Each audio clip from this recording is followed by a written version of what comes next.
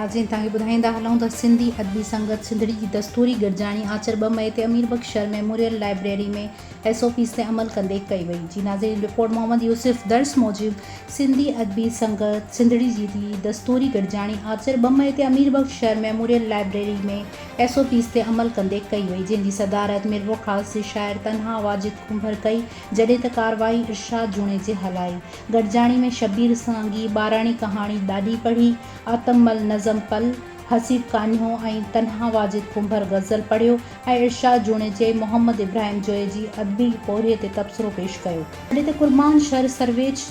सिजावली जी चूंड शाइरी ऐं रायधन भील नसीम ख़यल जी कहाणियुनि ते लिखियल कादिर जूणे जो तबसरो पेश कयो। गॾिजाणी खां पोइ सिंधी ॿोली जे नाम्यारे कहाणीकार जमाल अबड़े जी सालगिरह जे हवाले सां पिणु खेनि भेटा पेश कई वई ऐं मज़दूरनि जे आलमी ॾींहं जे हवाले सां पिणु मज़दूरनि सां इज़हारी यकजहती कई वई ऐं गवर्नमेंट खे अपील कई वई त पोरियतनि जी सिहत ऐं उन्हनि जे ॿारनि जी तालीम समेत